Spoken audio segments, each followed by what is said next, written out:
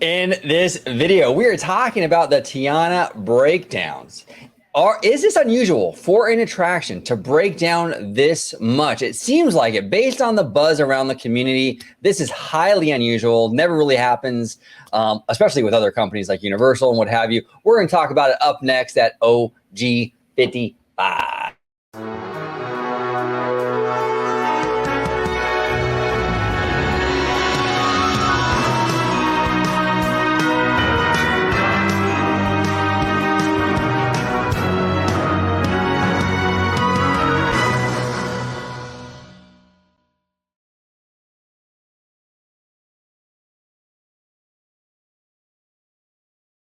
Welcome aboard, everybody, to another episode of OG 55. I got the Italiano with me today. We are talking about Tiana's, the breakdowns. Look, when it was in the soft opening phase or tech rehearsal, whatever they were calling it, it was breaking down a lot. But what is it now? What's the outlook right now? How is it looking now that it's been officially open for a few days? We're going to talk about that. The Italiano, welcome back, sir.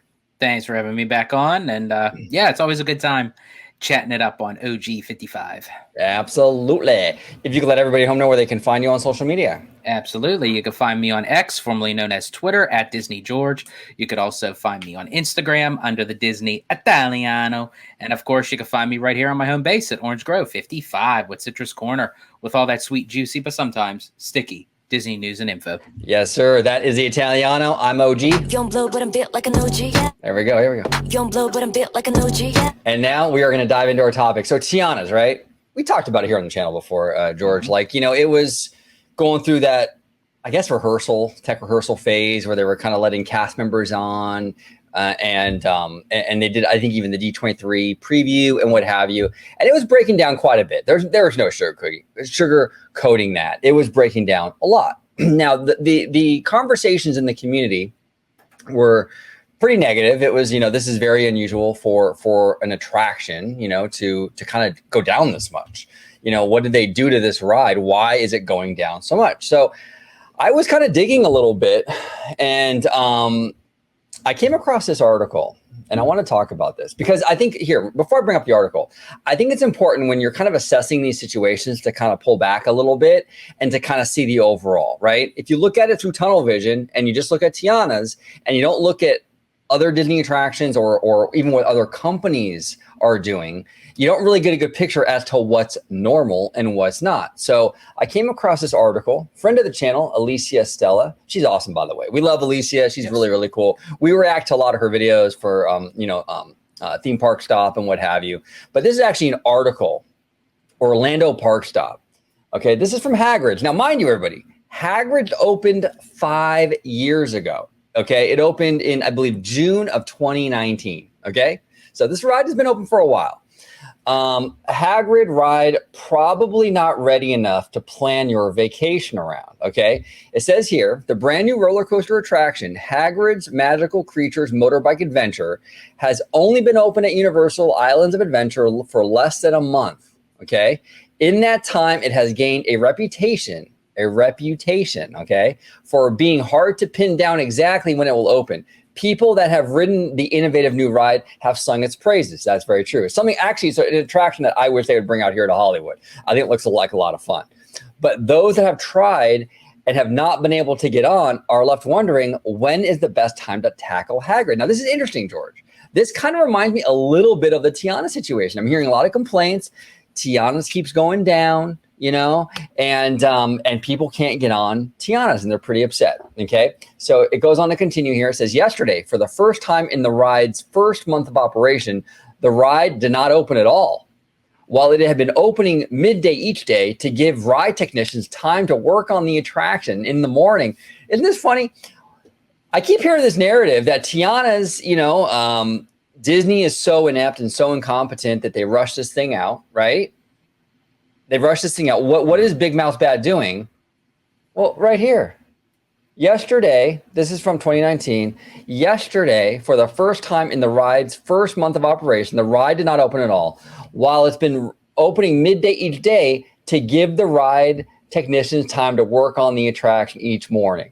Isn't that interesting? A full day of not opening has given some out there pause. Perhaps it's still too early to be planning your next vacation around this new attraction. Now, here's the other thing I wanted to bring up real quick, and then we're going to dive into this. I really want to get your view on this, George. It says here, right here, as with any new attraction, there are growing pains. Oh, that's interesting. Okay. Because Tiana doesn't get that kind of grace, you know. Now, that has nothing. I'm not saying that about Alicia. Alicia is awesome. She's fine. I'm just saying in general, the community doesn't seem to give Tiana's any kind of growing pain grace period at all. There is a learning curve, and she's right. There is when it comes to new stuff. Many have said that Hagrid's biggest issues are related to timing and computer programming.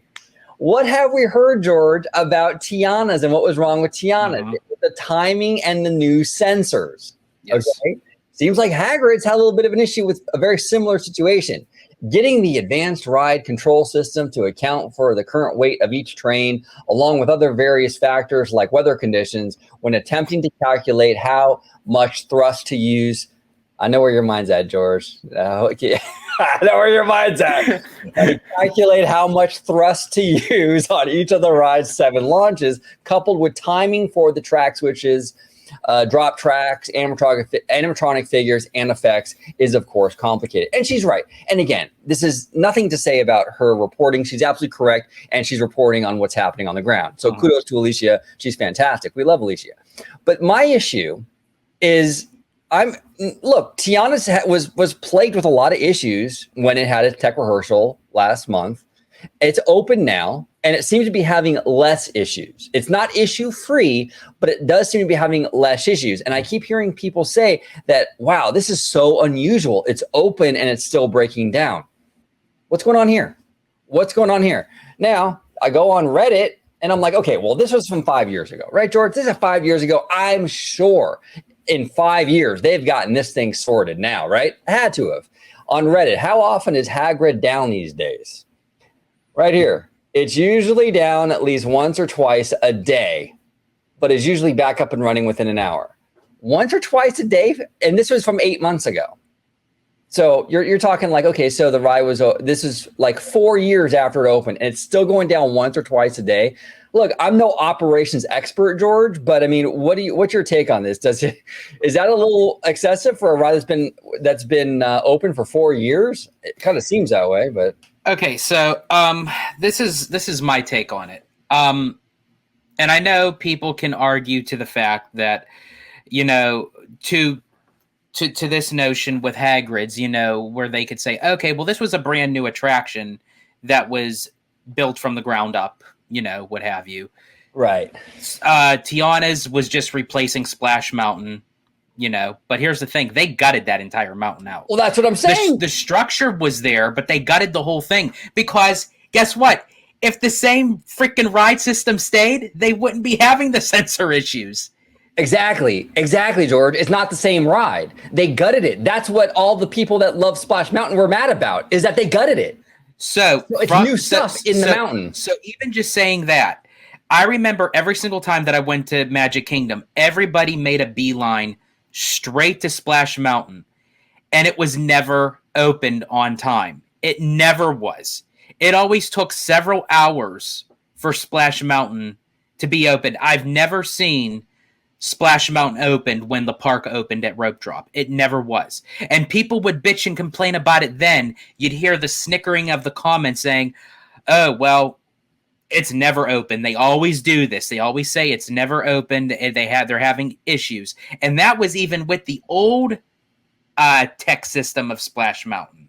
Right. So you're going to put in a brand new tech system that replaced it with Tiana's. And I think that is kind of what's detrimental on that notion is I think that if Disney would have utilized where the logs can just move, where it doesn't hit a sensor for their animatronics to say their lines, if they were to just have it running continuously like on a spiel, I think that might be better. I don't know if that's partial of the issue, but I think that may have something to do with it. But to your point with Hagrid's, and even till now, it seems like they're still having problems with 1 to 2 times a day. Well, in the same Reddit thread, people are talking about Velocicoaster going down all the time too. What's going on there? That ride's been open for a few years. I think that ride opened right after the pandemic. Yes. And again, this isn't, and I know people get really sensitive and funny about Universal. I understand. It's not to shit on Universal. I'm just saying the reason why I'm bringing this up and the reason why we're bringing this up is to show that, like, hey, you know, if you look at the bigger picture on what other attractions from other companies are doing and how they're performing, maybe the Tiana's thing isn't as unusual as it appears when you actually open up, you know, your perspective a little bit. That's all we're trying to say here. You know what I'm saying? But go ahead, George. I do apologize. And I want to add this in too, because a lot of people will say, okay, well, 1 to 2 times a day, Hagrid's is done. Look at Indiana Jones. Look at Rise of the Resistance. Yes, but there's a caveat to that. 9 out of 10 times when Indiana Jones or Rise of the Resistance is at is when guests doesn't comply to remove all hats, sunglasses, mouse ears, etc. Anytime something of that falls onto the trackless ride or even just the track itself, it completely shuts everything down. And they have to go through the whole entire attraction, inspect it, then they have to reboot the system back up again, go for a dry run. It's a process. It's not just a turn the switch on and off. With Hagrid's, you can't really give that as a pass because Universal is very bullish when it comes to ride operations, that they don't even let you take on your phone, your backpacks. You got to store all that shit into lockers before you even get on the ride. So no one can say that's an excuse that it happens to Hagrid's, because that's not the case. Well, yeah, and I talked to a lead at the time. This was in 2020. Okay, this is, I think it was like February 2020, right before the lockdowns. Okay, I was there with my buddy Ryan. Shout out to Ryan. I was there with my buddy Ryan, and he knew a lead that worked on Rise of the Resistance, and that lead in 2020 told us. I was standing there with him. The lead told us, yes, Rise goes down all the time, but it's usually, like you were saying, George, because people would drop a hat or their sweater would come off and land on the floor. The issue with Rise of the Resistance is because the floor has sensors in it. They're trackless vehicles. So when you drop something on the sensors, it shuts down. So you're right. It usually is guest related. Not all the time, you know, not every single instance is, but a lot of times that lead, I was standing right there. He told me and Ryan that exact thing that you just said, that it goes down a lot because of a guest just not listening, or even just accidents. You know, someone just it just falls off. You know, so that's the thing. But it's just interesting to me because I keep hearing how unusual the situation with Tiana's is, and I'm looking at Universal going, well, how come? What's going on over here? This thing was opening when this thing opened, even a month. Tiana's has been open. When did it open, George? June 28th. It opened to the public. Okay, it's only July 3rd at the time of this recording. Okay, and we're having some issues, but it is improving. Okay, a month after opening, Hagrid's was still having stuff. It wasn't even opening with the park every day on time. I mean, and apparently it's still going down 2 times a day. And it's still going down 2 times a day, but that's all good. Look at Tiana's, right? So I'm just saying, and that's what irks me. And I'm all for being, this is what I want. I just want to have an honest discussion about this stuff. You know what I'm saying? And that's why I bring this up, not to shit on Universal, but if we're going to analyze stuff, you know, you have to know all the information, and you also have to have context. And when you look at it with tunnel vision and just like, well, Tiana's is breaking down, but you don't look at the other things going on or the industry at large, and you don't compare, you know, you don't get the best picture you can possibly get. So it's very, very interesting. Now, look, they've improved with the breakdowns. Fantastic. They still have work to do, though. Okay. Admittedly, they still have work to do. But this idea that this thing is like just, you know, a train wreck. Exactly. Is kind of, I think it's overblown. I think the narratives out there have gotten a little out of control with this. You know what I'm saying? No one's denying that the ride hasn't had issues. Of course it has. You know, it's a new ride. And yes, it's a new ride. Like George said, the mountain was gutted. That's why the Save Splash Mountain people were so mad, because it was gutted. When they gut it, they add new stuff. that new stuff and the new sensors and the animatronics and all that stuff has to work now in conjunction with each other. It's not the same ride. Now, if it was Splash Mountain, if it went through a year and a half refurb and came back as Splash Mountain, by all means, this shouldn't be happening. But that's not what happened. It's a new attraction at this point. Unless even if it refurbed even to Splash Mountain, if they add new sensors to it and it's just not clicking with the logs, it still could have the same kind of issues. It's like remodeling your kitchen. Okay, it can be the same kitchen, but if you replace the stove, the oven, and the refrigerator, just because it's the same kitchen doesn't mean doesn't mean the new items in that kitchen will automatically work. There are new devices in that kitchen. Right. well, George, why is the fridge not working? It worked before. It's the same kitchen. I don't know, man. I don't know. But anyway, any final thoughts before we move on to our next topic? I was going to say, I'll be actually going down to Universal in little less than a month.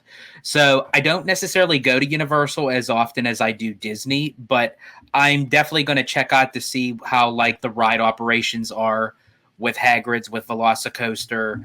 Going to check out the new offerings with the nighttime show, the parade. I know we have some thoughts on it. We'll definitely be doing a video on that soon. But yeah, I definitely want to like experience it with my own eyes to kind of see, because I haven't been back to Universal in a little over 2 years. So I'm curious to see if while I'm there, see if there's any issues with Hagrids or Velocicoaster, and I'm very curious about it, because again, it seems like people know this stuff, but they just don't want to report on it. I don't understand it, man. It's just let's just talk about this stuff like honestly, like it's not that hard. You know what I'm saying? It's not that hard.